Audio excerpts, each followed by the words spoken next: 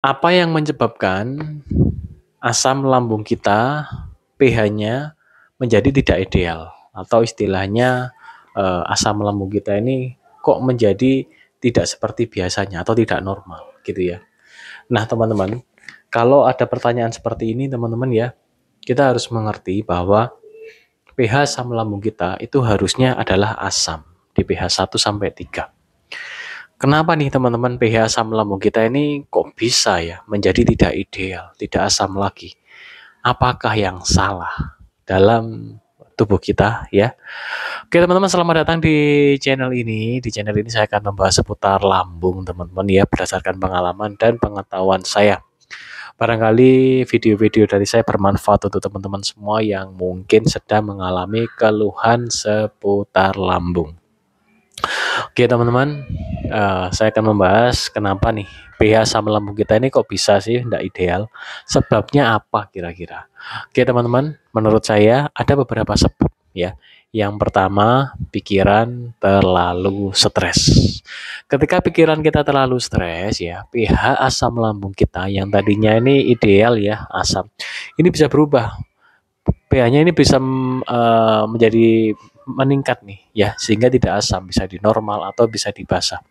Nah, kalau kita stres hanya sesekali itu masih oke. Namun kalau stres ini sudah setiap hari, setiap menit, setiap jam gitu teman-teman ya, dan sepanjang hari stres, bukan tidak mungkin asam lambung kita, pH asam lambung kita akan tidak ideal sehingga bisa terjadi GERD ya. Kemudian sebab yang kedua, terlalu sering makan. Nah, terlalu sering makan apakah ini tidak baik, teman-teman? Jawabannya iya, ini tidak baik. Itu yang saya alami. Saya dulu terlalu sering makan. Sehingga semisal seperti ini ya, sekarang semisal jam 1 siang. Semisal saya jam 12 makan ya, makan siang. Setengah 1 saya udah makan lagi nih, udah nyemil. Jam 1 udah nyemil. Nanti setengah 2 udah nyemil ya, atau barangkali setelah ini udah nyemil. Sepanjang hari nyemil, setiap jam nyemil, setiap menit nyemil. Itu bisa menyebabkan perubahan pH asam lambung kita. Kenapa? Karena penjelasannya gini. Ketika kita makan ya, asam lambung ini mengolah makanan.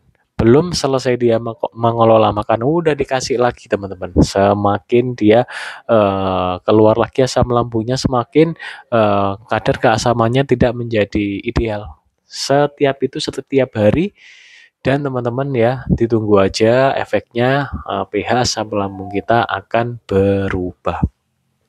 Kemudian apalagi teman-teman yang menyebabkan pH asam lambung kita tidak ideal, yaitu konsumsi obat lambung dalam jangka waktu panjang. Loh, obat lambung Kak? Wah, apakah benar begitu? Jawabannya iya benar. Karena menurut pengalaman saya, konsumsi obat lambung dalam jangka waktu panjang, semisal sampai berbulan-bulan, sampai bertahun-tahun, rutin teman-teman ya, itu akan menyebabkan efek alami di dalam lambung kita yang biasanya mengeluarkan asam lambung.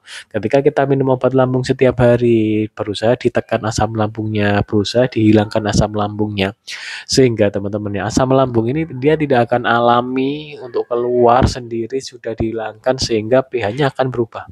Nah, kalau udah gitu pH asam lambung kita tidak akan ideal. Nah, itu tadi teman-teman ya, sebab yang sangat penting sekali. Ada 3 sebab ya teman-teman ya, tak tulis di sini, silakan disimak, barangkali teman-teman merasakannya. Kira-kira teman-teman yang mana nih ya, yang apa dirasakannya ya.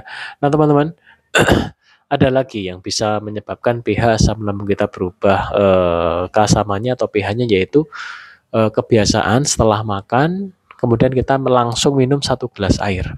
Dalam jangka waktu panjang itu bisa. Karena asam lambung kita mengolah ya, kemudian kita kasih air 1 gelas, otomatis pH asam lambung kita ini terkena sifatnya air yang netral ya. Biasanya pH-nya ini kan berubah. Namun itu kalau memang jarang-jarang nggak apa-apa. Namun biasanya yang menjadi kebiasaan itu yang kurang baik. Oleh karena itu harus kita pahami cara minum yang benar. Oke teman-teman, seperti itu ya, ada 4 ya penyebab pH asam lambung kita berubah menjadi tidak ideal. Nah, ada pertanyaan, kenapa? Sebab bukan gitu. Apa akibatnya jika pH asam lambung kita tidak ideal? Nah, itu bisa menyebabkan yang pertama kembung, kemudian begah ya, kembung begah sama ya, kemudian GERD, katupnya terbuka, asam lambungnya naik ke kerongkongan ya, kemudian sesak juga. GERD itu ada yang dadanya panas, ada yang sesak. Ya, itu tergantung dari kondisinya saja.